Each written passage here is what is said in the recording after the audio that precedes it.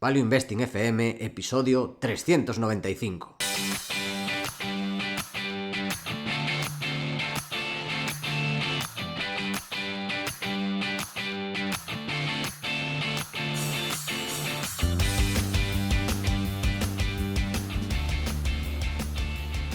Hola, soy Paco Lodeiro. Bienvenido a Value Investing FM, el podcast semanal en el que te ayudaremos a sacarle partido a ese dinero que tanto cuesta ganar y ahorrar. ¿Cómo? A través del método de inversión más seguro, sensato y rentable, el Value Investing. Te recuerdo que si quieres sacar partido a tus ahorros y no sabes cómo empezar, tienes a tu disposición mi curso gratuito de introducción a la inversión en bolsa en academiadeinversión.com. Y yo soy Adrián Godás, colaborador de Academia de Inversión y Battery Metals consultante en Fast Markets. Y una semana más volvemos con otra entrevista. Pero antes, el warning.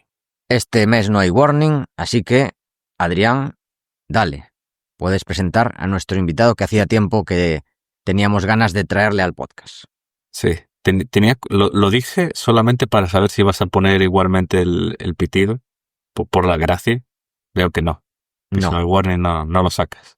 Hoy no, hay que ser eficientes, porque luego somos ineficientes discutiendo si ponemos warning o no. Entonces También ahorramos 2 segundos para luego gastar 25. Es nuestra Total. forma de ser eficientes. Qué buenos somos, qué bien pensaste.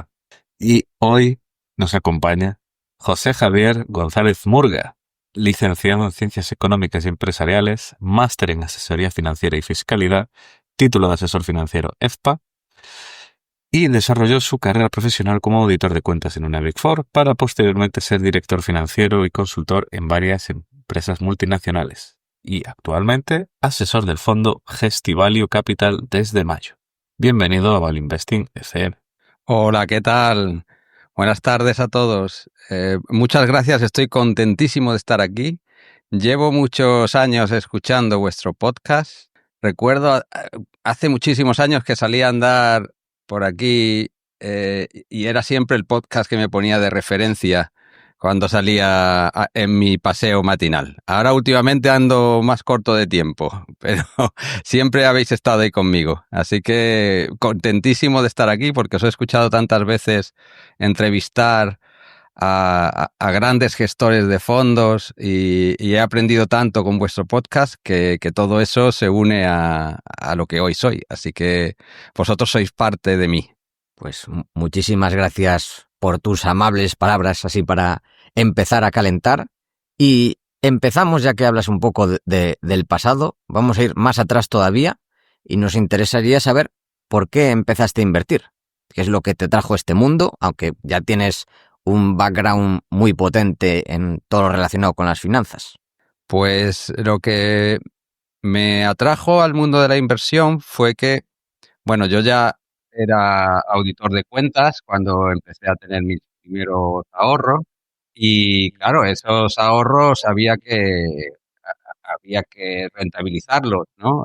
Pues uno empieza a hacer algunos cursos para aprender y obviamente el camino de la bolsa ha demostrado a lo largo de los años ser el camino más rentable y más si le aplicas buenos conocimientos. Yo ya tenía una gran parte de los conocimientos, o por lo menos un gran paso dado, aunque luego me di cuenta que no era tan grande, luego aprendes mucho más en la práctica, pero tenía un gran paso dado en cuanto a que lo que era la contabilidad de las empresas, eso me lo sabía de maravilla.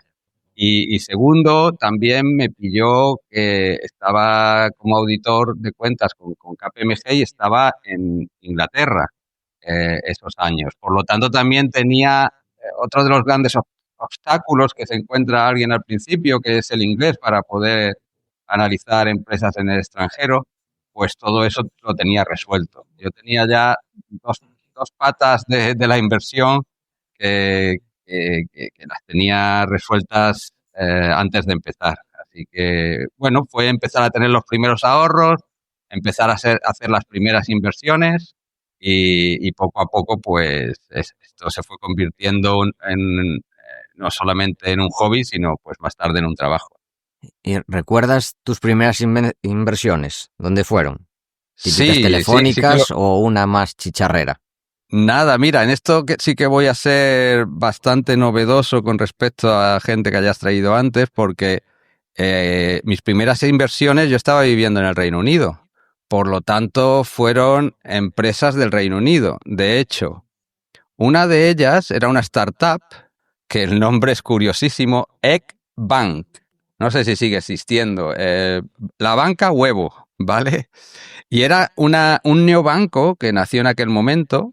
A mí como cliente, me atraían los servicios, los productos que daba. De hecho, abrí cuenta.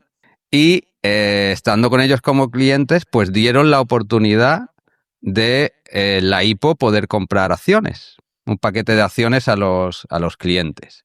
Me encantaba el producto, estaba viendo cómo estaba creciendo el número de cuentas de clientes en todos los frentes, tanto por la parte de financiación como por la parte de ahorro, que pensé que sería una fantástica inversión, y así fue. En esa invertí. También recuerdo por aquel entonces, segunda inversión, yo empecé a trabajar, al salirme de auditoría con KPMG, me fui a trabajar para un cliente que era una empresa cotizada en bolsa, era Hepworth PLC, un grupo industrial, un holding industrial con distintas divisiones. Y bueno, pues le vi futuro, y además que había posibilidad de que nos comprasen porque nos estaban mirando. Había posibilidad de OPA. Y fijaros que hoy me encantan las OPAs, y es que es verdad que mi vida inversora empezó con las OPAs. Mirad que mi vida inversora empieza con una salida a bolsa, y hoy me encantan cuando las empresas salen a bolsa, las analizo y veo si hay alguna posibilidad. Y también os digo que empezó con una cosa que luego se convirtió en una OPA, ¿no? Era la empresa en la que yo mismo trabajaba. Así que esas dos fueron las dos primeras inversiones. Qué curioso. Esto sí que es original, sí.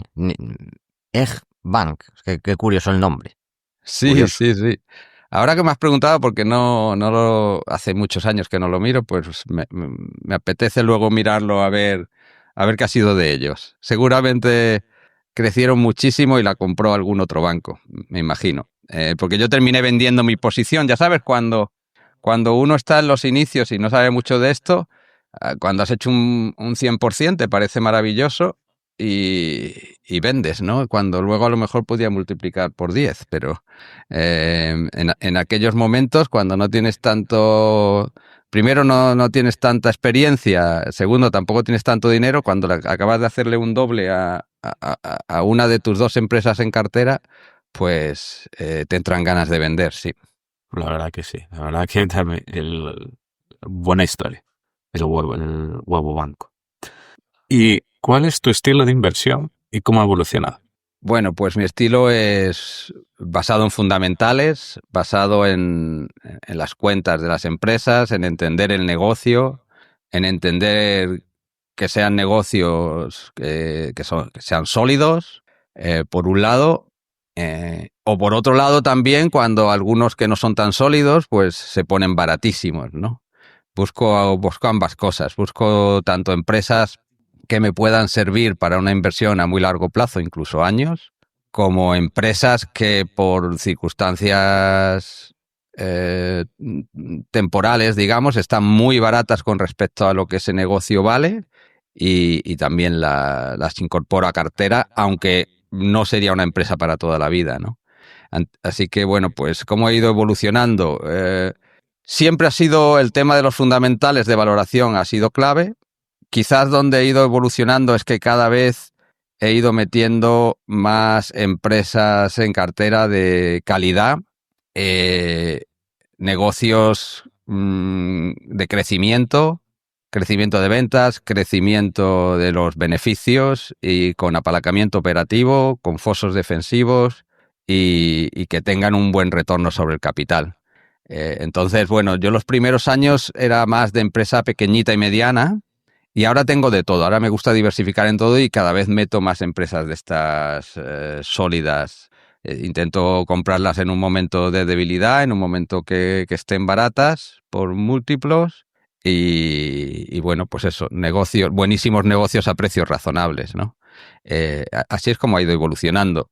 También he ido entendiendo cada vez más una cosa que en la que no me fijaba en absoluto inicialmente, que era el análisis técnico, pues bueno, con el paso de los años he ido también incorporando ese análisis técnico para todavía mejorar el momento de entrada, ¿no? Y algo que destaca en tu cartera es la diversificación, que tienes una cartera bastante diversificada, ¿no? Creo que es difícil encontrar en tu cartera posiciones de más del 4 o 5%. Correcto, así es, Paco. Me gusta diversificar. Yo digo muchas veces que el fondo Gestivalue es un fondo todoterreno y así lo es, porque tengo empresas pues me parece que estamos ahora en más de 12 países, empresas de multisector, tengo desde tecnología, salud, real estate, energía, en fin, cualquier sector en el que podamos pensar, intento estar dentro si veo que encuentro valor. También está diversificada en cuanto al tamaño de las empresas. Hay empresas, nanoempresas, de hecho, de alguna vamos a hablar hoy, muy pequeñitas, que todavía no facturan ni 10 millones de euros, hasta gigantes como Google o Amazon, que están en la parte alta de la cartera. Y luego también diversifico en cuanto a tipos de negocios. Negocios de crecimiento, negocios cíclicos, situaciones especiales. Esta diversificación nos ayuda de la siguiente forma. Es que siempre hay una parte de la cartera que está cumpliendo la tesis y siempre estamos recogiendo beneficios y recogiendo liquidez en una parte de la cartera que nos sirve como palanca para invertir en otras que se hayan quedado rezagadas.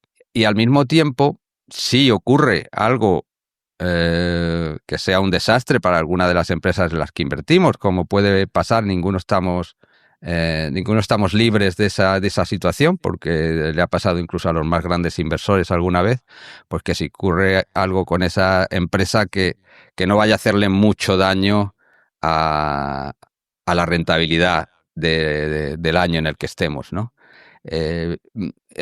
Digamos que he aprendido a ser humilde con el mercado. El mercado no perdona y a veces te puede dar una sorpresa inesperada, un cisne negro, o algo que le afecte a una empresa que pueda ser, por ejemplo, un fraude contable, que nadie lo había visto hasta ese momento, y que puede ser que pierdas todo tu dinero invertido ahí. He aprendido a base de errores, ¿no?, del pasado, porque en alguno de esos he estado en el pasado, y entonces he aprendido que hay que diversificar. Soy humilde ante el mercado, no las voy a acertar todas, algunas voy a fallar. Lo más importante es que acierte en la mayoría de las acciones que tenemos en cartera y que cuando acertemos, pues que tengamos buenos rendimientos. Y eso se va demostrando con los números. Pero sí, por eso me gusta diversificar. Muy buena pregunta. ¿Y cuáles dirías que son tus fondos e inversores de referencia, que pueden ser españoles, internacionales, actuales o históricos? Pues a mí siempre me ha gustado mucho, en cuanto a fondos, Fundsmith. Me ha gustado el tipo de empresas esas de calidad que me gusta a mí incluir en cartera. Sí que es verdad que creo que tiene cosas mejorables, Terry Smith, y, por ejemplo, él no usa las opciones put y call para mejorar el rendimiento de la cartera, cosa que yo sí le hago, pero me gusta mucho el tipo de empresas que selecciona. En cuanto a la calidad de los mismos, negocios recurrentes y de hecho pues las mantiene muchas veces muchísimos años, ¿no? Es el otro lado donde yo intento ver a los grandes como Terry Smith y digo, bueno, además de aprender de ellos, ¿qué podría hacer un poco mejor, ¿no? Entonces, pues bueno, Terry Smith ha sido para mí uno de los grandes de los que he aprendido muchísimo en cuanto a selección de empresas de calidad. Por supuesto, los clásicos, Warren Buffett, Charlie Munger, Peter Lynch, he aprendido muchísimo con ellos, y Costolani, que tiene ese lado más, digamos, más especulativo, más de trading, más de swing trading, que yo también hago mucho. Yo soy un inversor muy activo y es verdad que tengo una cartera muy diversificada y eso significa que una parte importante de la cartera va cumpliendo la tesis y estoy rotando y estoy haciendo swing trading y cambiando a donde vendiendo las que ya, digamos, tienen menos potencial y rotando a otras con potencial. Y esos serían, digo yo, de los que más he aprendido. Aquí en España me ha gustado siempre mucho Magallanes en cuanto a la inversión value y me ha gustado mucho mi amigo y compañero emérito Quintana en cuanto a seleccionar empresas así un poco que no las conoce nadie, ¿no? Y pensar en el valor a largo plazo. Yo diría que esos son así los que se me vienen a la cabeza ahora mismo. La siguiente, ¿cuál es la lección más importante que has aprendido durante tu historia como inversor? Pues ser humilde. Ser humilde que ayuda de muchas formas. Una, para evitar grandes descalabros en la cartera, porque si eres humilde, pues eso, diversificas, porque sabes que en alguna te puedes equivocar. Ser humilde para reconocer que te has equivocado y que a veces hay que cerrar esa operación y hay que cortar las pérdidas. Eso me ha ayudado también en muchas otras ocasiones. Ser humilde para seguir aprendiendo, para seguir escuchando lo que hacen otros, leyendo lo que hacen otros, aprender de nuevos sectores, porque el que al final no es humilde ante el mercado y se cree que ya lo sabe todo, pues puede ser que se quede anclado en el pasado, que se quede arcaico, que no esté mirando esos nuevos sectores donde viene la gran rentabilidad. Y entonces, cuando uno es humilde, pues y está siempre con unas ganas de aprender inmensas, como estoy yo, a pesar de que lleve ya casi 30 años en los mercados, pues bueno, me acerco con humildad y con ganas de aprender cada día que me pongo delante de las pantallas. Pues después de este repaso, para entender tu forma de pensar y tu historia, vamos con tesis de inversión, que hemos seleccionado varias empresas españolas. Tienes una parte importante de tu cartera en España y una me la comentaste en el foro MedCap que nos vimos y hablamos ahí brevemente, aunque luego ya seguimos hablando, que me dijiste, ahora tengo reunión con Vitrus Biotech. Y dije, es que el tema biotecnología yo ni lo miro. Y me explicaste que no es algo tan, a pesar del nombre, tan biotecnológico, ¿no? Sino más de producto. Correcto. Si quieres hacer pues un resumen de a lo que se dedica. Muy bien, muy bien. Y antes de que pierda el hilo con respecto a eso de que nos vimos en mayo, que fue cuando hablamos de hacer un podcast, nos vimos en mayo en el foro MedCap, que me alegró muchísimo conocerte ahí en persona. Esta empresa en mayo estaba cotizando un poco más por encima de 3 euros. Hoy cotiza a 7 euros. Ha hecho un 100%, más que un 100% en 6 meses. Así que bueno, la tesis estaba bien tirada, Paco. Sí, sin duda, sin duda. Empezar. Entonces, bueno, de hecho ahora es una de las principales posiciones en mi cartera, a pesar de ser una pequeña empresa, vamos a hablar de ella. Vitrus Biotech es una empresa que lo que hace es, si piensas en los cosméticos tienen que tener algún componente, algún ingrediente que tenga la particularidad para conseguir lo que el cosmético quiere, ¿no? Sea, oye, pues los antiedad, los de darte color en la piel, los de protegerte, en fin, todas las distintas cremas, ¿no? Sobre todo van en cremas, que tienen que se compran por algún motivo, pues necesitan ese ingrediente activo que ayuda a conseguir eso.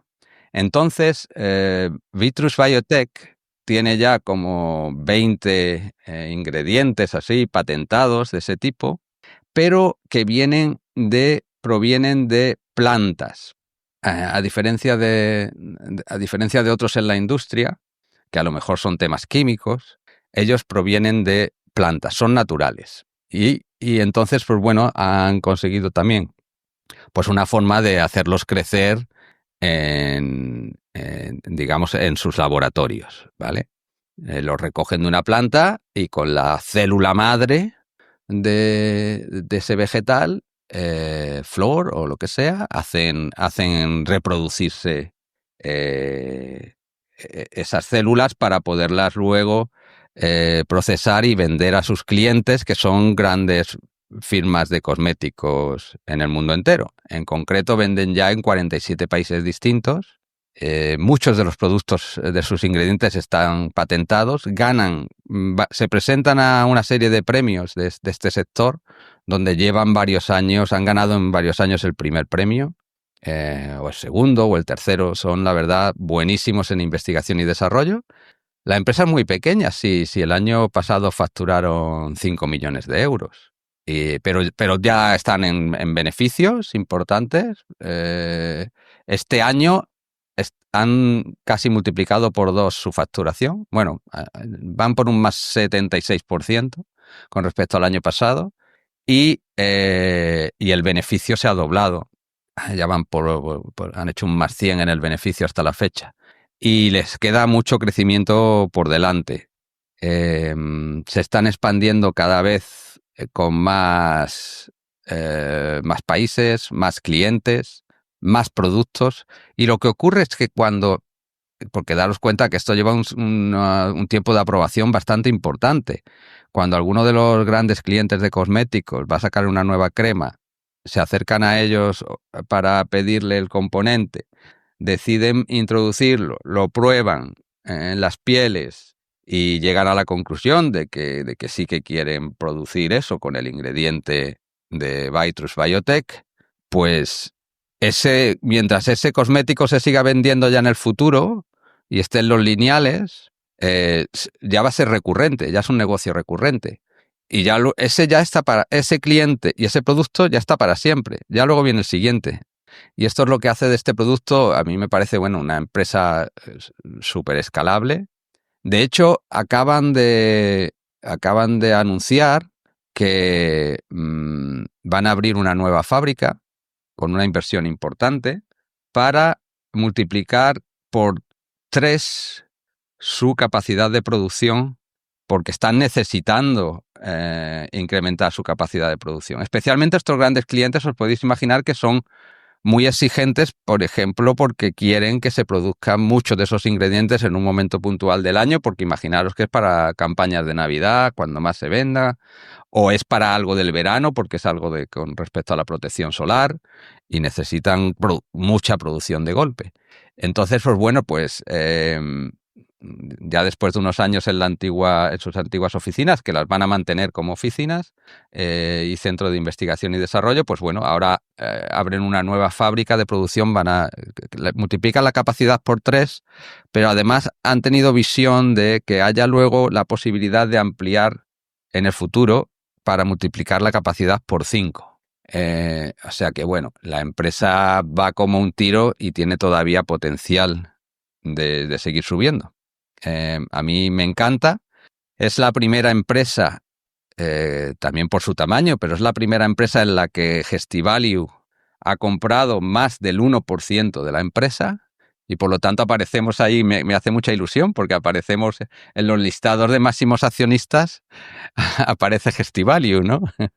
Harto de ver en muchísimas de las empresas que invertimos quiénes son los primeros inversores, que son normalmente los grandes fondos. Pues mucha ilusión de ver que Gestivalue aparece ya por primera vez en los listados de una empresa. Eso es Vitrus Biotech. Y los números que has hecho de aquí a los próximos años, digamos que a nivel valoración, que lo que capitaliza y lo que esperes que genere los próximos años, ¿cómo lo ves? Porque, como comentas, es una empresa de crecimiento con mucho potencial para aumentar ventas los próximos años. O sea, ¿cuáles son más o menos tus estimaciones? Bien, ellos tienen un business plan que para mí que ya van a tener que lanzar otro. Hicieron hace un par de años un business plan en el que decían, cuando estaban ellos en alrededor de 4 millones de facturación o así, que para el 2027 harían 12 millones de facturación y 5 millones de EBITDA. Yo con ese plan me cuadra para la valoración actual, para el precio actual, digamos. Por supuesto, cuando te lo dije y la estaba comprando a 3 euros, pues me parecía un chollazo. Bueno, se ha ido demostrando. Lo bueno es que ellos van más que cumpliendo su plan. Y de hecho, este año ya, si nos pusiésemos a extrapolar la primera mitad del año, pues ya se pondrían en 4 millones de EBITDA, cuando habían dicho 5 millones para el 2027. En fin, van a tener que... Lo están haciendo tan bien y cumpliendo muy por encima de las expectativas que bueno, eso que se iba a conseguir en 2027, pues tiene pinta que se va a conseguir en 2026 y más. Por lo tanto, tendrán que lanzar un nuevo plan. Entonces, lo que ocurre con este tipo de empresas que están creciendo a esos ritmos y que además hay un TAM tan inmenso donde pueden seguir creciendo a ritmos muy importantes, porque son el 0,1% del mercado actualmente, del mercado global de cosméticos. Ya ves, la empresa, ya os digo, facturó 5 millones de euros el año pasado. No es nada dentro del mundo de los cosméticos.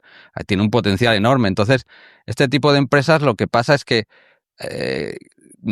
tú haces cálculos con lo que ves hasta donde te llega la vista, que es con eso, pues bueno, pues venga, voy a coger su business plan y voy a basar la valoración en eso.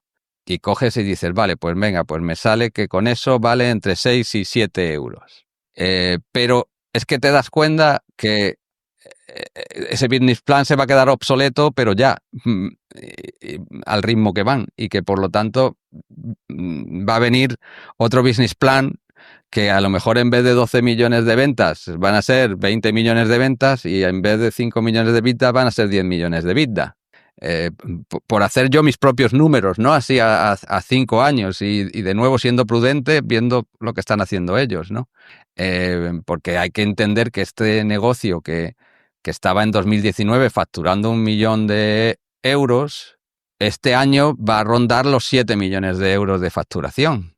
Entonces, cuando ves cómo han ido cumpliendo y como ves que ya también van a terminar por cumplir ese business plan mucho antes, pues claro, en cierto modo la valoración es infinita. Es que este es el tipo de empresa que no puedes vender mientras vayan a esos ritmos. Porque la vendes y se te va a quedar una cara de tonto cuando más que cumplan el plan de nuevo, bueno, que hay que tener cuidado. Yo, si acaso, lo que iría haciendo sería, yo le llamo podando el jardín, ¿no? Según ya se ponga múltiplos de valoración muy exagerados, pues bueno, yo como buen jardinero, yo lo que a la cartera le llamo el jardín, yo soy el jardinero, tengo que asegurarme que por un lado, las malas hierbas, esas que hablábamos antes, pues que las quito porque afectan al jardín y al resto de plantas.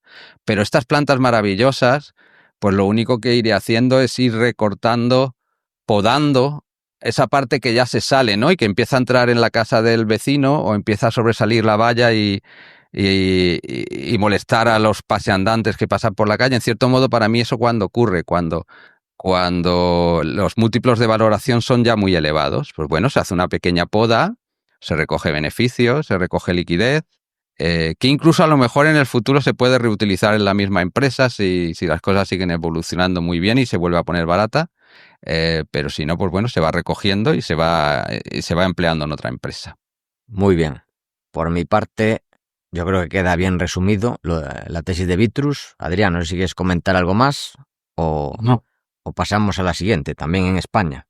Pasamos aquí en España, Solaria. ¿Qué? Sí, es lo que el nombre lo indica todo. No hay, no da error. Muy bien, además esta sí que se conoce, la debe conocer mucha gente, porque es una de las grandes en España. Empresa líder en energía solar, tiene ya proyectos muy consolidados, que ya están produciendo mucha energía y vertiendo la red desde hace años, y tienen una serie de proyectos también en desarrollo, que pues tendrán conexión a la red de forma progresiva en los próximos años. Al mismo tiempo, la empresa se está intentando meter, y además por la puerta grande, en temas de centros de datos. Los centros de datos necesitan mucha energía Y ellos lo que están haciendo es consiguiendo aprobaciones en ciertos lugares de España para proyectos fotovoltaicos que ya den energía a centros de datos, para tenerlos listos para cuando lleguen, ¿no? De forma que, porque muchas veces el cuello de botella de la evolución tan rápida de los centros de datos va a estar en una falta de energía eléctrica, que quizás no haya suficiente para todo el crecimiento, ¿no? Y que eso pues haga que se ralenticen algunos de estos proyectos. Y tener ya lista la red, tener ya listo un proyecto con conexión a la red aprobada, pues ayuda muchísimo, ¿no? En cualquier caso, debo decir con Solaria, a diferencia de Bytrus, que en esta la estuvimos comprando y para mí ya se está acercando a mi valor con los fundamentales que yo conozco hoy. Le llevamos más de un 60% de rentabilidad y ya no le veo tanto recorrido. Yo en esta estoy ya podando, para que lo sepáis, ¿no? La empresa, ya os digo, le llevamos en concreto un 69% de rentabilidad. Yo además utilizo opciones put y call cuando puedo. Me comprometo con opciones call a vender a precios más altos, cobrando primas. Hemos estado cobrando unas primas muy interesantes en Solaria porque es una empresa muy volátil. Es de las pocas españolas que tiene opciones put y call disponibles, así que lo he estado usando y bueno, pues además de la rentabilidad que nos llevamos con las acciones, nos hemos llevado una serie de rentabilidades con las primas, pero yo estas acciones ya, los precios actuales las tengo comprometidas. Es decir, que si los precios siguiesen donde están, que están en ese rango ahora entre 15 y 16 euros, por acción, pues yo ya estaría entregando. Daros cuenta que yo venía de por debajo de 10 euros de media, ¿vale? Pues Adrián, si no quieres comentar nada de Solaria, si te parece, pasamos a la siguiente. Sí, pasamos a una mítica española, Sí. Viscofan. Sí, que además es interesante. No sé si viste el short, Adrián, que sacó un informe short de hace menos de un mes, ¿no? Por ahí, ¿no? Si no me equivoco. Sí. Hace 2 semanas. Ha sido hace un par de semanas, sí. De hecho, por eso vosotros me habéis preguntado por las empresas principales en cartera y por eso aparece esta empresa entre las primeras en cartera, porque si no hubiese aparecido más abajo y a lo mejor ni hubiésemos estado hablando de ella hoy. A ver, la empresa es una empresa sólida española. Para quien no la conozca, es un líder mundial en envolturas alimentarias. Vale que la sede mundial esté en España, pero el 90% de sus ventas son fuera de España. Tiene 10 plantas de producción en distintas regiones del mundo y lo que produce son las envolturas alimentarias, así como, por ejemplo, para los salchichones, chorizos, embutidos en general, salchichas, todo ese sector, ¿no?, de la alimentación que necesite una envoltura de colágeno, ¿no? Bueno, ellos tienen distintos materiales, pero bueno, creo que ese es el principal. Y ha sido un negocio que esto en verdad está bastante centrado en 3 grandes grupos mundiales. Ellos han ido creciendo, comprando otros negocios, comprando otros fabricantes o abriendo ellos plantas en nuevas regiones con nuevos clientes. La verdad es que es un producto, además, que al ser un poco nicho y dentro del total del valor del producto, pues es muy pequeñito, pues tienen un poder de fijación de precios. Entonces, a lo largo de los años, cuando se mira su evolución de su cuenta de pérdidas y ganancias, pues se ve que es un crecimiento constante de ventas y de beneficios. Y también han sido bastante generosos en cuanto a retribuir al accionista. Yo creo que de memoria él estará ahora mismo, tal y como con la caída que ha tenido estos días, estará a lo mejor en un dividend yield cercano al 5. De vez en cuando dan acciones gratuitas, liberadas, en fin. Estoy Son mirando, bastante buenos. Perdón, sí, lo está viendo, ¿no? 5,76 ahora mismo. ¿Ves? No está nada mal. Nada mal. Claro, es que con la caída se ha puesto más interesante. Hablemos ahora de esa caída, porque claro, era un negocio, es un negocio bueno, un negocio que viene aumentando sus ventas y sus beneficios. Es de estos que lo puedes tener en cartera y cada vez vale un poquito más cada año, porque cada año aumenta sus ventas, aumenta su beneficio por acción y te va dando un dividendo y por lo tanto pues siempre hay un potencial de revalorización además del dividendo que te vaya dando, ¿no? Unos buenos retornos sobre el capital que andan por el 19%, 18%. Y bueno, ¿qué es lo que les ha ocurrido porque para mí no estaba en un superprecio y las tenía en cartera, pero como una posición que venía vigilando y que me gusta, pero ha sido gracias a un short report que me ha dado la oportunidad pues de ponerla entre las primeras. ¿Qué ha pasado? Pues que un activista, un fondo activista que se había puesto corto, un hedge fund en Estados Unidos, ha lanzado un short report con respecto a una de sus fábricas mundiales, una fábrica en Estados Unidos en las que, bueno, pues Viscofan, hay una parte de realidad siempre en estos short reports, ¿no? ¿Cuál es la realidad? Pues que Viscofan, como cualquier empresa del sector alimentario, tienen siempre revisiones por parte de las autoridades y que pues un poco por controlar la contaminación del producto y también la contaminación al exterior, medioambiental, tal. Y bueno, pues les habían puesto, o digamos, puesto una serie de informes negativos con cosas a corregir.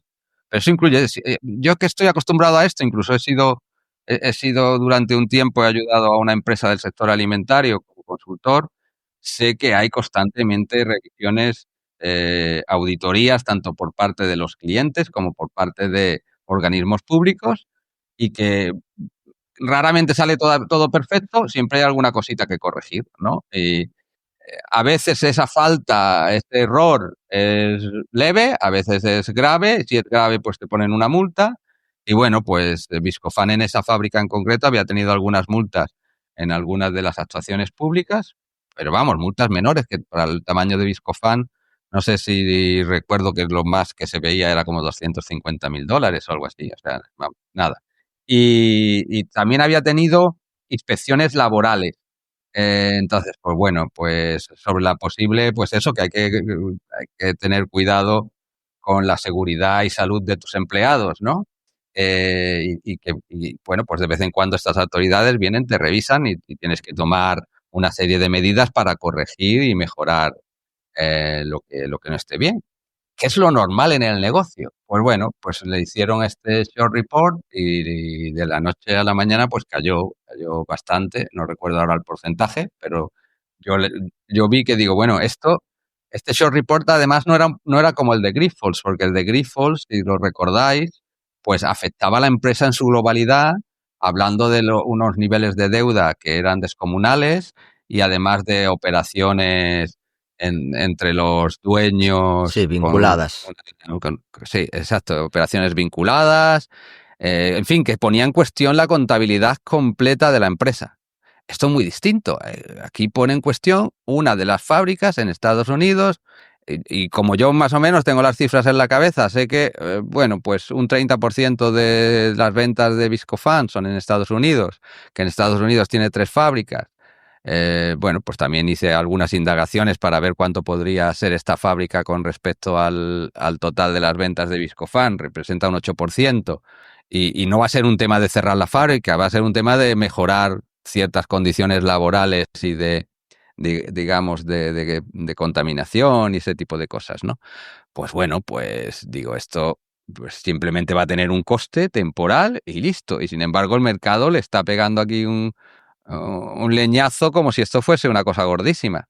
Entonces, pues bueno, estas oportunidades para quien conoce bien una empresa hay que aprovecharlas. Y bueno, pues aproveché con la liquidez disponible, la puse lo más alto que podía, siempre y cuando teniendo en cuenta que también el tipo de empresa y que también siempre tienes algo de riesgo, no puedes ponerla ahí con un 10% la cartera. Ya sabéis que yo de todas formas no pongo nada por encima del 5%, así que tampoco iba a hacer eso, pero le invertí fuerte y por eso aparece ahora entre las primeras, digamos, ¿vale? Pero me gusta mucho la empresa.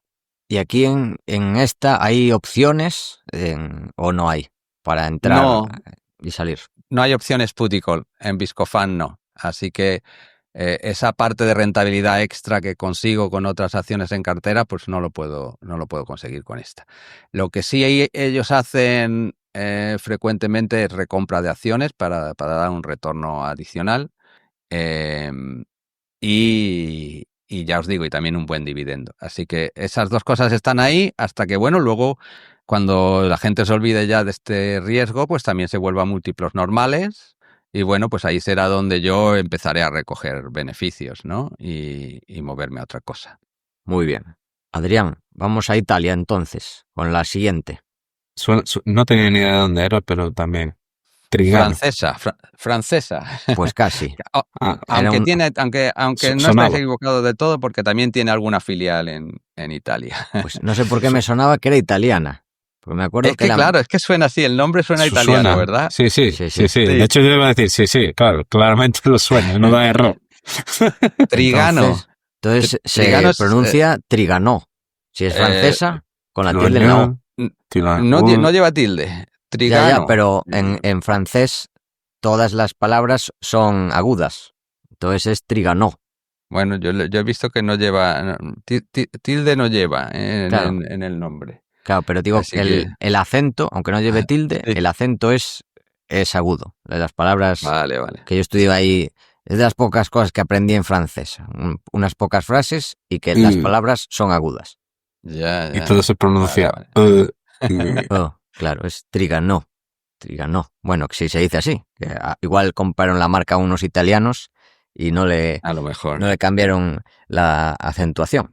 A lo mejor, pues os cuento lo que hace. La empresa es el primer más grande fabricante europeo de autocaravanas, vehículos de ocio, y además han ido creciendo, y por eso puede ser que algún momento comprasen alguna marca italiana, han ido creciendo a base de adquisiciones de otras empresas, fábricas, no solamente fabricantes, sino ya también distribuidor, porque ha ido comprando también distribuidores de autocaravanas, de forma que ya está bastante integrado verticalmente. Una parte importante del capital, ahora os lo digo, lo voy a poner aquí y lo miramos. Una parte importante del capital está con la familia fundadora.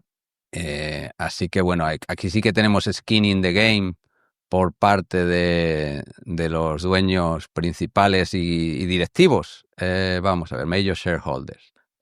La familia Feuillet tienen el 58%, o sea que tienen una posición mayoritaria. Luego ya vienen una serie de fondos. Y esta empresa, pues la verdad, a mí me encanta cómo lo han hecho a lo largo de los años, creciendo de forma orgánica, también inorgánica. Las adquisiciones la han hecho normalmente muy bien, han gestionado muy bien a ratios múltiplos razonables y por lo tanto generando valor para ellos mismos porque son los máximos accionistas y para el resto de accionistas. Y la verdad es que no cotiza, incluso después ahora de una subida importante, no cotiza a múltiplos exigentes. Está a un PER 9, un forward PER 9, que es bajito, dan un buen dividendo. Bueno, ahora ya como ha subido el precio, pues se ha puesto a dividendo del 2,5 anual. Pero de nuevo, una empresa que aumenta ventas, que aumenta beneficios, que va aumentando el beneficio por acción, de una forma bastante constante y que mientras tanto además te van retribuyendo en la medida que pueden. Y esta sí que tiene opciones put y call y están muy bien pagadas. Yo aquí les traigo muchísimo a base de opciones put y call. Tengo siempre comprometidas las acciones a la venta a un precio más elevado. Normalmente no llegan, así que me quedo con las primas y cuando llega ese vencimiento y ya se ha acabado mi compromiso, hago un nuevo compromiso de venderlas a un precio más elevado, de nuevo cobro nuevas primas, cobramos en el fondo nuevas primas, yo hablo en primera persona, pero obviamente esto beneficia a los más de 1.500 partícipes que somos hoy en día.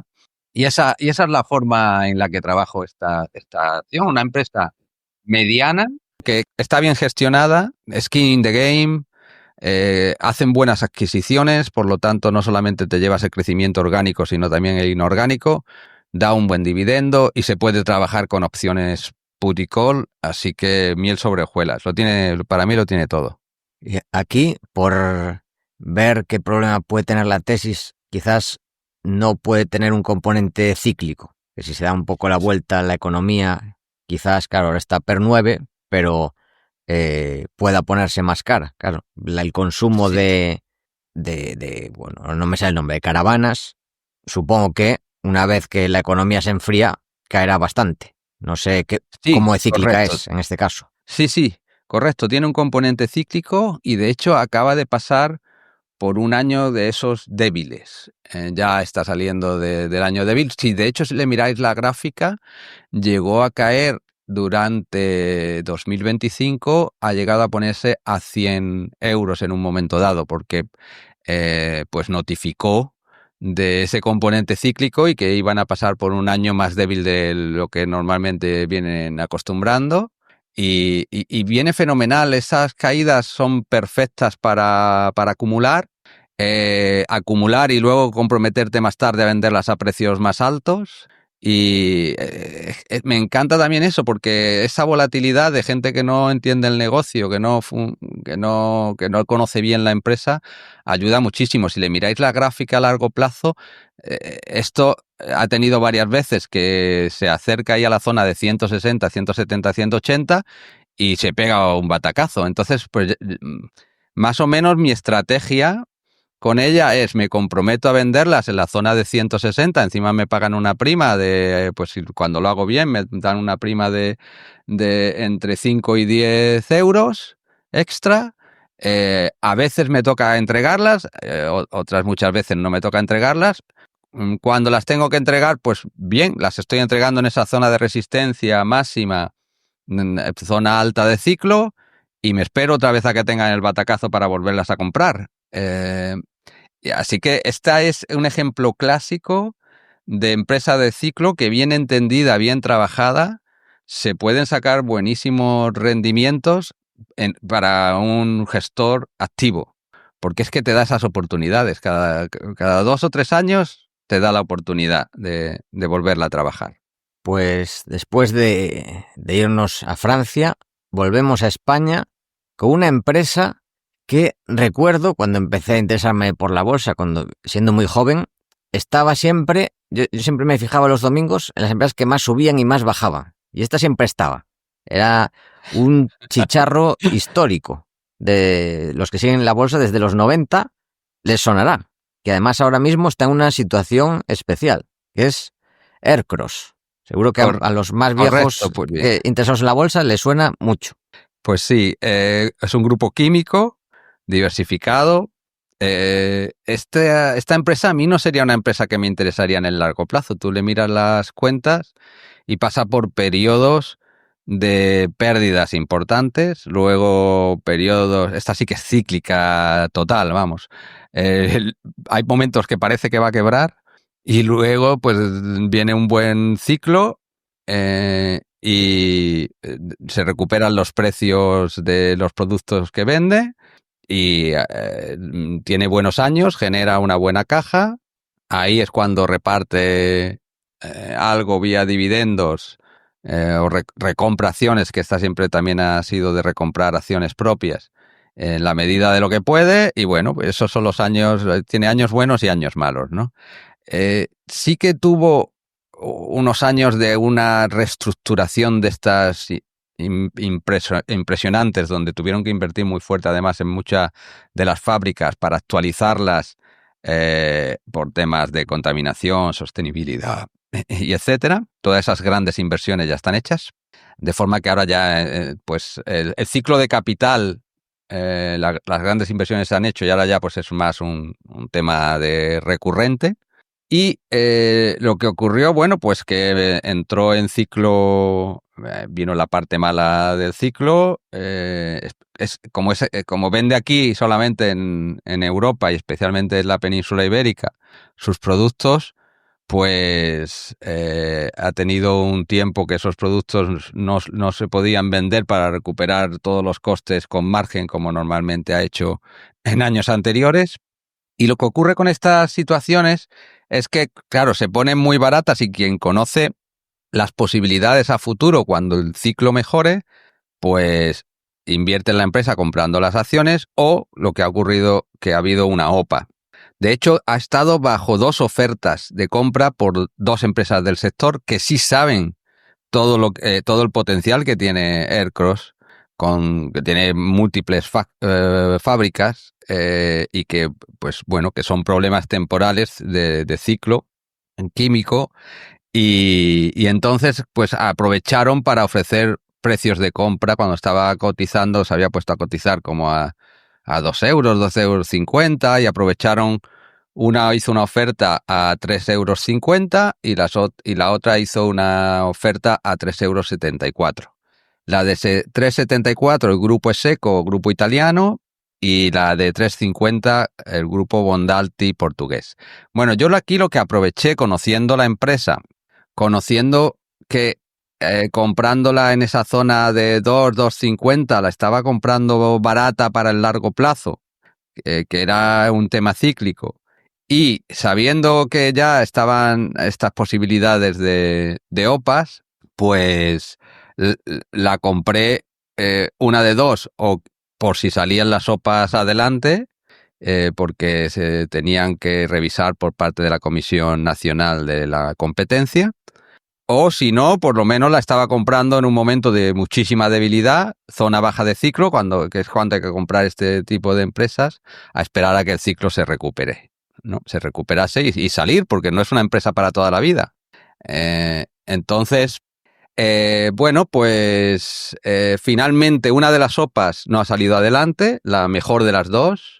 La Comisión Nacional del Mercado de la Competencia lo puso tan difícil para los italianos que decidieron retirarse, y sin embargo sí que han aprobado la de Bondalti, la de los portugueses, con condiciones, con unos compromisos que los portugueses sí han aceptado. Entonces está bajo OPA. Ahora ya, claro, fue la semana pasada cuando lo supimos, el viernes, que la Comisión Nacional del Mercado de la Competencia la aprobaba, subió un 23% en el día. Claro, ahora se ha reducido el margen de seguridad. ¿Cuánto queda? Ahora se ha puesto a cotizar a 3,20 €, por lo tanto, hasta los 3,50 €, que es la OPA, en concreto 3,5050, con 4 decimales. Entonces, pues bueno, en concreto, pues está para dar un 9% adicional aproximadamente en el tiempo en que se gestione la OPA. La OPA, bueno, como sabéis, siempre en este tipo de cosas pues queda algún riesgo potencial. Antes el riesgo era la aprobación por la Comisión Nacional del Mercado de la Competencia, eso ya está aprobado, un riesgo menos. Lo siguiente es que el Ministerio de Economía también tiene que darle el visto bueno, pero ya le dieron un visto bueno anteriormente en la pre-OPA, así que ahora no creo que sea un problema, ese obstáculo no creo que sea un problema. Y el otro es que lo tienen que aprobar más del 75% de los accionistas para que salga adelante. Es la condición que puso Bondalti, quiere de verdad que salga adelante, pues con eso, con una mayoría. 75% de los accionistas tienen que decir que ok. Entonces, aquí, ¿qué es lo que puede pasar? Una, que haya más del 25% de los accionistas que diga que no, y entonces ahí podrían ocurrir dos cosas: la OPA no sale adelante, o Bondalti decide mejorar el precio un poco para que aumente el porcentaje hasta más del 75% y salga la OPA adelante. Y entonces, pues bueno, yo vengo de más abajo, pero sí que es verdad que he comprado además acciones, ahora ya sabiéndose que está aprobado por la Comisión Nacional del Mercado de la Competencia, he comprado más acciones, porque a mí me parece que una cosa que se puede cerrar en 3 meses y que te da en 3 meses un 9% de diferencial de precio, pues os podéis imaginar la TIR anual de eso, ¿no? Pues maravilloso, ¿no? Y tal, y más como están los mercados. como están en los mercados, sacarle a una parte importante de tu cartera un 9% en 3 meses, pues es muy bueno para los partícipes de Gestivalue. Entonces, pues bueno, ya la llevamos de más abajo, pero he completado posición y por eso os ha aparecido entre las primeras. Y bueno, pues nada, a ver si tenemos suerte y sale todo bien, se aprueba la OPA, o si no se aprueba, que Bondalti nos ofrezca un poco más. Sí, o que entre un tercero en escena, también podría pasar, ¿no? Pues sí que eso se ha rumoreado. No sé si sabes algo. No, la Sí, verdad, pues, a veces pasa. O sea, una vez sí, que ya sí. está la cosa caliente, ya los competidores empiezan a mirar y dice, ¿por qué se la compra? Entonces, Claro. dice, uy, se la está llevando muy barata. Pues la voy a subir un Sí, poquito sí. más. Pues Puede efectivamente, pasar. eso se ha rumoreado y bueno, efectivamente es algo que puede pasar. Yo me conformaría con el 9% en 3 meses, pero todo lo demás, esa opcionalidad de la que estamos hablando, pues si viene, bienvenida es. Si no, pues yo ya tengo mi estrategia de salida y listo. Muy bien. Bueno, pues terminamos así con otra sección, que es la de errores. Y como siempre decimos, no tiene por qué ser una empresa concreta, que puede serlo. También sirve errores conceptuales. Bien, pues aquí me sirve para todo el tema este de tener humildad con respecto al mercado y aprender uno de sus propios errores. Os voy a hablar del caso Pescanova, que no sé si ha salido alguna vez en alguno de vuestros podcasts, pero Pescanova lo tenía todo para una inversión perfecta hace una década. No recuerdo la fecha exactamente. Pero un sector en crecimiento, el consumo de pescado. Ellos además estaban ya diversificando para que no fuese solamente pescado en la mar, sino con piscifactorías. Habían invertido muchísimo en piscifactorías en distintos sitios del mundo, creciendo todos los años en ventas, en beneficios, dando un dividendo razonable.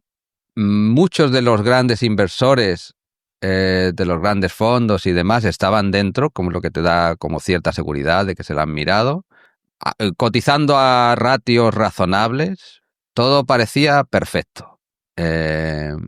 Había, si acaso, un poco de deuda, fruto de toda esa inversión, pero se entendía. Oye, ha invertido en piscifactorías que le van a dar un rendimiento, una mayor producción de pescado en el futuro. Y bueno, como demanda hay por sus productos y tienen una buena marca, pues nada, cuestión de aprovechar la inversión, ¿no? En un sector necesario, además, que no es cíclico, daros cuenta, era todo perfecto.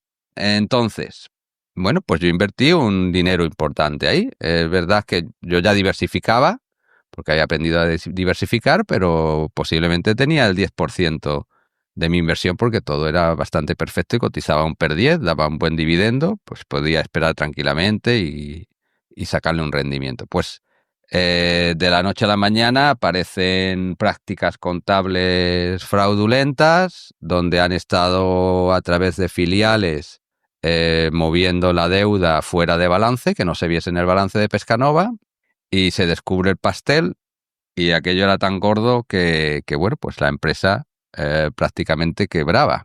Y de hecho, pues se perdió prácticamente toda la inversión. Por ahí quedan todavía cotizando las nuevas Pescanovas, o no sé si le llamaban así. Salió la nueva Pescanova, digamos, porque como la salvaron las entidades de crédito, pues metiendo capital y perdonando deudas y demás, pues bueno, pues se quedaron con las acciones. Se tuvo que hacer como una nueva Pescanova y pasaron a ser mayoritarios los que antes, pues los que eran los acreedores, ¿no? Y los accionistas antiguos, pues a lo mejor se quedaron como, no recuerdo si era con un 2% del valor de la empresa. Nos quedamos. Bien, pues de eso, ¿veis? Se aprende de que aunque todo parezca perfecto, hay cosas que están fuera de tu control. Y por lo tanto, por eso yo os digo que yo no meto en ninguna empresa más del 5% del capital, que sería rarísimo que lo haga. Puntualmente y temporalmente, si una empresa en la que ya le di el máximo del 5, pues lo está haciendo muy bien, pues empezará a subir por encima del 5%, pero bueno, ya será cuando estaré pensando en ir haciendo podas para que mi jardín esté más bonito y evitar riesgos, ¿no? De que esa planta tan bonita me coja una enfermedad como lo hizo la de Pescanova y nos haga daño en el resto del jardín, ¿no? Es un caso perfecto, real, que me pasó a mí mismo mucho antes de que tuviese el fondo y de los que se aprende. Errores de los que hay que aprender, ahí tenéis un buen ejemplo. Aprendido y aplicado. No me meto grandes porcentajes y diversifico muchísimo, porque hasta la mejor de tu cartera te puede dar una sorpresa de este tipo. Muy bien. Pues después de este repaso a las principales posiciones de la cartera y a este error, vamos con la parte más complicada, que son las preguntas cortas, que ya te avisamos que pedimos originalidad, que si no estabas ya preparado para decir Rafa Nadal, nos lo comentaste. Menos mal, lo pescamos a tiempo, nunca mejor dicho. Exactamente. Así que empezamos con la primera, con un deportista o equipo histórico de cualquier deporte. Venga, voy a ser aquí un poco más novedoso. Incluso había pensado en uno que también lo habían mencionado alguien. A ver si alguien se acuerda de un ciclista que se llamaba Vicente Belda. Yo nunca fui de ciclismo, la verdad. No, menos. Vale. No. Pues había un equipo, yo en mis años jóvenes, cuando yo le daba al ciclismo, estaba en un equipo de ciclismo. Pues bueno, me encantaba ver la Vuelta Ciclista a España y el Tour y el Giro y todo eso. Cosas que ya no hago hoy en día porque no hay tiempo para todo. Pero recuerdo que había un pequeño ciclista que se llamaba Vicente Belda. Los que tengan más edad y les gustase esto se acordarán que lo hacía muy bien. Sobre todo era muy bueno en las montañas, esas etapas de montaña tan bonitas, que donde ese pequeño ciclista, que además de tamaño también era pequeño, el hombre lo hacía fenomenal y hacía unas escapadas y dejaba atrás a todos los grandes del palmarés y ganaba casi siempre varias etapas de montaña en cualquiera de los tours que había, ¿no? Así que, bueno, pues admiración hacia él por esa labor que hacía, esa especialización para hacerlo bien dentro de un mercado de grandes, ¿no? Así que por mencionar algo así especial. Bien, eso es lo que queríamos, esa originalidad. Y ahora, un artista. Aquí no sé si voy a ser tan original, pero es que me gusta tantísimo, lo que lo tengo que mencionar, es el gran Mark Knopfler, de Dire Straits. Tanto con la banda Dire Straits como luego en solitario, pues es un artista que me ha encantado siempre y que me ha acompañado muchísimo, sobre todo en el coche. Cuando he tenido que conducir o viajar y tal, pues siempre me ha gustado escuchar la música de Dire Straits. La siguiente, un empresario. Claro, y aquí como me habéis pillado por sorpresa, no puedo mencionar a quién iba a mencionar. A ver, un empresario. Pues venga, por mencionar a un empresario que está que dentro de España, sin ser conocido, está haciendo grandes cosas y tiene un gran sueño que, como lo convierta en realidad, nos va a hacer multimillonarios a los accionistas. Y ya que esa acción no ha salido, vamos a hablar aquí del CEO de Clerp Estructuras, una empresa española pequeñita de estructuras de construcción, pero que se ha metido en un gran proyecto de promoción, una ciudad en República Dominicana que ya se está empezando a construir. Ha sido su gran sueño y parecía una locura, pero lo está logrando. Y de hecho, bueno, la semana pasada ya anunciaron que han conseguido financiación para el proyecto. Además de la que ya estaba consiguiendo de los particulares que han ido comprando las viviendas, pues ahora ya ha conseguido financiación bancaria y también ha conseguido ser un líder que ha ilusionado a inversores y ha ilusionado a una serie de gente muy potente de trabajadores para que se vayan con él allí a la República Dominicana, trasladar allí su vida para construir una ciudad de ocio, que se llama Larimar. Y bueno, pues esas cosas también hay que reconocerlas, esos pequeños grandes líderes que como lo consiga, pues va a ser un gran cambio, ¿no? ¿Un filósofo o pensador? Aquí tengo que mencionar a André Costolani, que me encantan sus libros de temas económicos, de temas de bolsa, sus enseñanzas, y cualquier libro de André Costolani, para los que además nos gusta este sector, pues yo creo que es muy interesante. Es un hombre que aporta muchísimo. Sí, la verdad es que los libros son una maravilla, además de lo amenos que son por la época en la que hablaba, o sea, por la pasión que transmitía. La verdad es que sí, sin duda Costolán, un grande. La siguiente, un sitio para comer y qué pedir en ese sitio. Uy, qué bueno.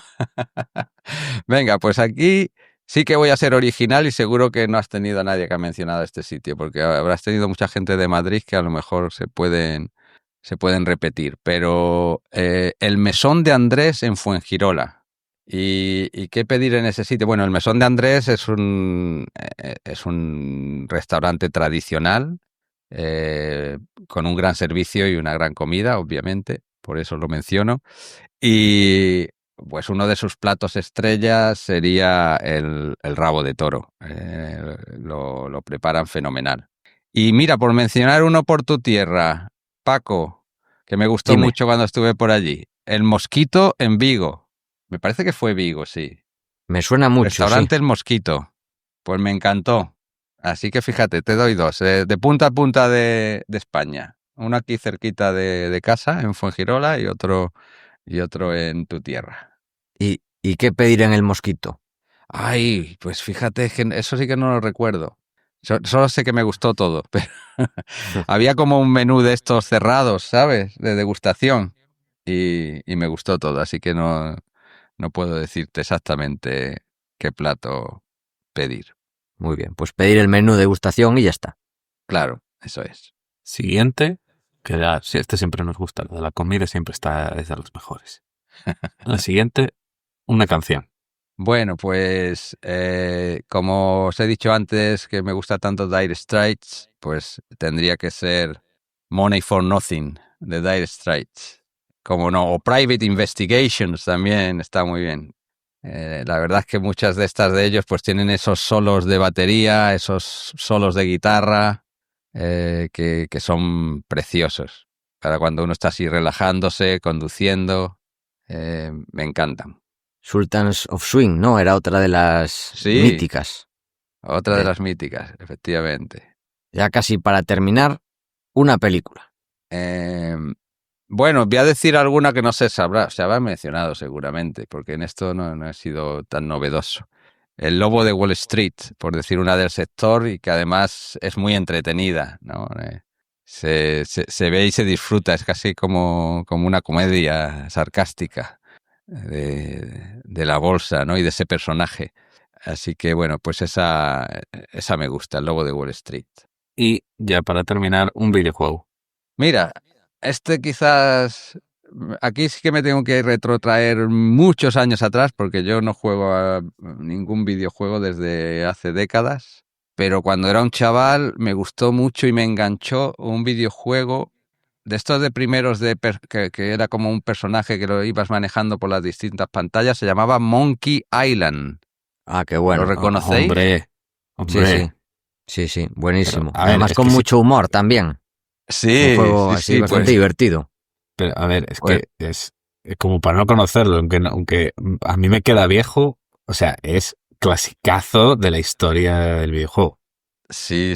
Yo lo recuerdo que cuando habíamos jugado a las distintas máquinas estas de videojuegos, de las que había que ir a una sala de máquinas, ¿no? Y no, esto era bastante novedoso, ¿no? Porque eras tú quien te metías en el rol, ibas preguntando por las distintas pantallas, y para mí fue el primero que vi de este tipo.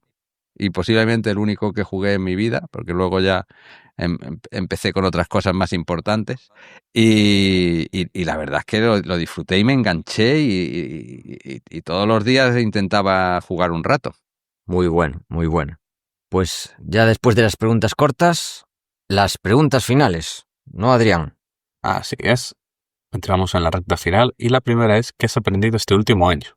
Pues mira, este último año yo creo que el aprendizaje más importante ha sido el de usar las herramientas de inteligencia artificial para ayudarme con el trabajo. Porque es verdad que esto ha venido así tan rápido y van saliendo tantas aplicaciones y la verdad es que ayuda muchísimo. Y me doy cuenta que todavía me queda muchísimo por aprender. Soy un novato en esto, pero es impresionante lo que he aprendido solamente en un año, cosas que tardaba horas en realizar, pues ahora con alguna pregunta en Perplexity o con alguna plantilla ya hecha en Perplexity preparada para preguntar siempre lo mismo, la verdad es que se reduce mucho el tiempo de análisis. Sin duda, sin duda. No, es una locura el cambio de productividad. Yo también, a mí me cambió, o sea, pero a nivel inversor, si ya vas cogiendo soltura con la IA, es increíble, es increíble. Y eso que estamos empezando, como quien dice, en la era de la IA. Pero ya con lo que hay a día de hoy, ya es un cambio drástico. Y la siguiente, ¿qué estás intentando aprender en estos momentos? Pues voy a mencionar lo mismo, porque es que quiero aprender muchísimo más de todo este tema de la inteligencia artificial, así que todos los días, todas las semanas intento sacar un rato para seguir mejorando ahí, porque me doy cuenta que hay tal posibilidad de mejora que es verdad que parece que te está quitando tiempo a lo mejor de analizar otra empresa otro rato, pero sabes que luego vas a ahorrar mucho, entonces es tiempo bien invertido. Y sigo mirando nuevas aplicaciones. Ahora estaba empezando con fiscal.ai, Sí, que también me parece brutal, la información que da y lo que se puede extraer. Y bueno, sigo también pues nuevos podcasts de nuevos temas de estos de inteligencia artificial para conocer mejor el sector, para conocer las distintas empresas dentro de la verticalidad, ¿no? del sector, desde los que producen las máquinas hasta los que producen los semiconductores, hasta los que hacen software, hasta los que diseñan. Pues bueno, muchísimo, porque veo que es un sector que va a cambiar en los próximos años la economía, y los que aprendamos muchísimo de ese sector ahora nos va a ayudar para sacar buenos rendimientos para nuestros partícipes, para nuestros fondos. Así que es donde más tiempo estoy intentando invertir en aprendizaje, tanto en utilizar las herramientas como en conocer el sector y los players del sector. sin duda. Y ya, para rematar, consejos y libros para inversores.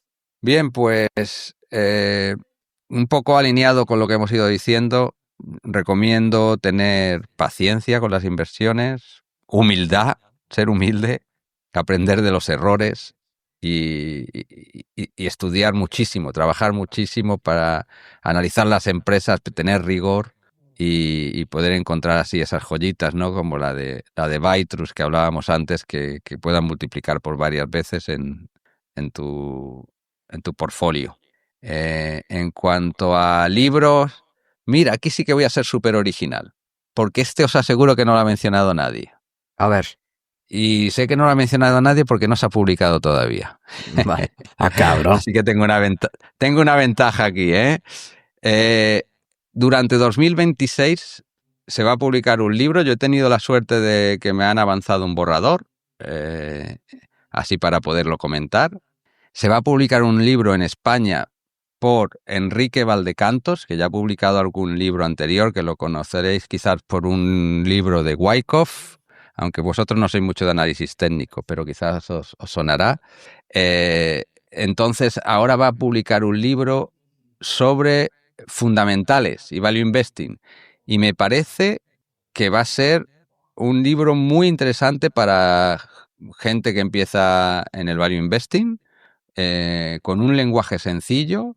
Es un buen resumen de todos los clásicos del value investing, de valoración, de selección de buenas empresas por métricas, para entenderlas, para entender un poco de contabilidad.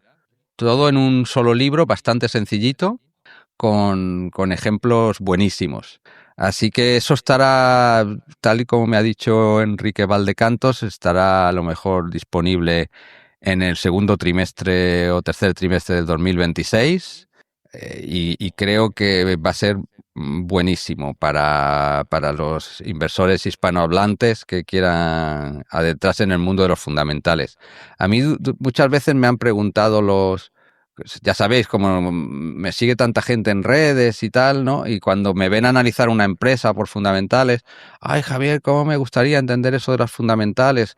¿Me recomiendas un buen libro para hacerlo? Pues bueno, yo hasta ahora, ¿qué les mandaba? Les mandaba a lo mejor al tocho del inversor inteligente, o les mandaba a las 5 reglas, que también está bien, pero es que este me ha gustado tanto, es un resumen buenísimo. Así que a partir de ahora tenemos un resumen de varios, digamos que es un compendio de varios libros, con un buen hilo para unirlo todo y con ejemplos muy sencillitos, con un lenguaje que llega a todo el mundo y que gustará. Muy Enrique bien. Valdecantos, y el libro se va a llamar, creo, La Fórmula Mágica. Muy bien. Pues muchísimas gracias, Javier, por este grandísimo repaso. Ha sido un placer tenerte con nosotros y esperamos que no sea la última. Volver a tenerte muy pronto. Y también, para terminar, por supuesto, te cedemos el micrófono para lo que quieras. Pues bueno, yo primero daros las gracias porque, como os digo, para mí sois unos referentes, sois de los primeros, que ahora hay muchos podcasts, pero sois de los primeros que empezasteis en este mundo. Habéis entrevistado a muchos gestores de fondo, yo lo he ido escuchando a lo largo de los años, y la verdad es que para mí era como un pequeño sueño un día estar aquí con vosotros, y se ha cumplido. Para mí eran sueños gestionar o asesorar un fondo de inversión, y el poder ser de los entrevistados aquí, porque tanto me habéis aportado que me gustaría dejar también algo que ayude a la gente a partir de ahora con lo que yo he aprendido del pasado. Así que bueno, muchísimas gracias por esa oportunidad, y cuando queráis, aquí vengo de nuevo. Gracias a ti de nuevo, Javier, y por supuesto, te tomamos la palabra. Adrián, ¿quieres añadir algo más? Nothing to add. Pues esto ha sido todo. Hasta la semana que viene. Como siempre, esperamos que te haya gustado el programa y te agradecemos estar ahí, y también te agradeceríamos mucho, ya sabes, si nos das tus 5 estrellas en Apple Podcast, tu me gusta en iVoox, el like en YouTube, tus 5 estrellas en Spotify, ya que ayudarás a que este podcast siga existiendo y siga creciendo. Desde aquí, Paco y yo nos despedimos. Que el valor te acompañe.